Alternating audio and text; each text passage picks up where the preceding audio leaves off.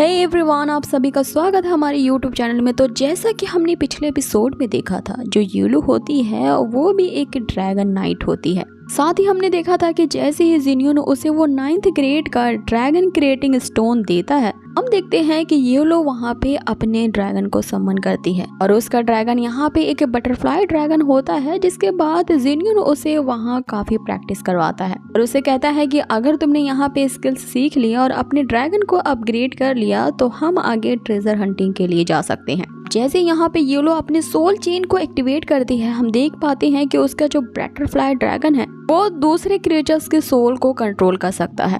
तभी ये लोग आगे अपनी प्रैक्टिस कर रहे होते हैं कि इन्हें गहरी खाई के नीचे एक बहुत बड़ा गुफा नजर आता है। देखते हैं कि सबसे पहले यूलो उस गुफा के अंदर चली जाती है, लेकिन यहाँ जिन्यून उस गुफा के अंदर जाने से कतरा रहा होता है क्योंकि उसे लगता है कि इतनी बड़ी गुफा के अंदर इस तरह से जाना बहुत खतरे की बात है, क्योंकि उनके ड्रैगन अब इतने ज्यादा लेवल पे अपग्रेड नहीं है कि वो उस खतरे का सामना कर पाए। फिर भी यहाँ जिन्यून ये सोचते हुए कि वो उस गुफा के एंट्रेंस के थोड़ी दूर ही जाएंगे और वहीं से वापस आ जाएंगे। अब आगे हम देखते हैं कि वो दोनों उस गुफा के अंदर जा चुके होते हैं और वो गुफा काफी बड़ी होती है, जहाँ पे इनका रास्ता खत्म ही नहीं हो रहा था।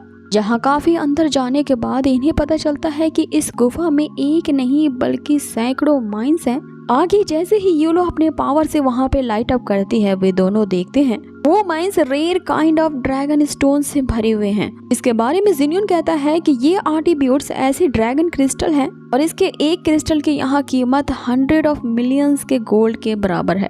तभी यहाँ जिन्यून को इस बात का शक होता है कि यहाँ इतना बड़ा ट्रेजर छुपा है, तो आखिर ये कैसे हो सकता है कि किसी को इसके बारे में पता ना हो। और जरूर यहाँ पे कोई ऐसी बात जरूर है जिसके चलते सभी लोग यहाँ आने से कतराते हैं और अब तक किसी ने भी इस तरह के ट्रेजर को डिस्कवर नहीं किया।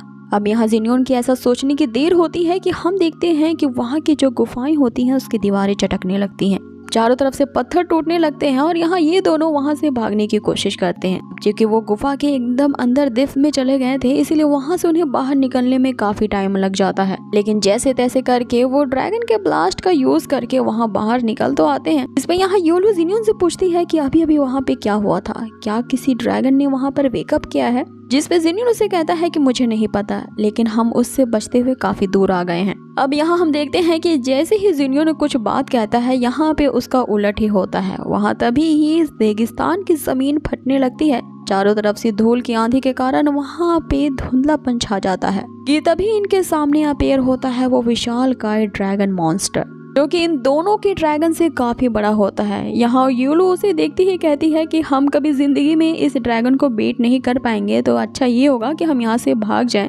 जिस पे जिन्यून उसे कहता है कि अब हम लोग काफी बुरे फंसे हैं, क्योंकि अब हम यहाँ से भाग नहीं पाएंगे, क्योंकि इस धूल की आंधी ने हमें चारों तरफ से घेर लिया है। आगे जिन्यून उसे कहता है कि ये जरूर उस डेथ थैलोन का लीडर होगा और अगर हमें यहाँ से जिंदा बच के जाना है तो हमें इसे किसी भी तरह से हराना होगा। इससे यहाँ यूलो काफी घबरा जाती है और उसे कह रही होती है कि हमारा कभी भी इतने बड़े मॉन्स्टर के साथ सामना नहीं हुआ, ये कितना बड़ा और स्केरी है। जिसपे यहाँ मोटिवेट करते हुए जिन्यून उसे कहता है कि तुम ये समझो कि ये तुम्हारा एक तरह का प्रैक्टिकल ट्रेनिंग है। इसे फाइट करने के दौरान तुम्हारी ये जो बटरफ्लाई ड्रैगन है, इसके स्ट्रेंथ में इम्प्रूवमेंट आएगा और इस मॉन्स्टर ड्रैगन ने ये जो धूल की आंधी क्रिएट की है, मुझे नहीं लगता कि ये ज्यादा देर तक इसे मेंटेन कर पाएगा। इसीलिए अगर हम दोनों अपनी शक्तियों को मिला करके इससे लड़ें तो हमारे पास काफी चांसेस हैं इसे बीट करने के लिए। आगे यहाँ जिन्यून यूलो को अपनी सोल कंट्रोल के स्किल इस्तेमाल करने को कहता है, ताकि वो इसका इस्तेमाल करके अपने एनिमीज को कंट्रोल में कर सके। अब फिर भी यहाँ जो यूलो होती है वो होती तो है बच्ची ही, वो काफी ज्यादा डर रही होती है अपने उस सोल कंट्रोल का यूज करने में,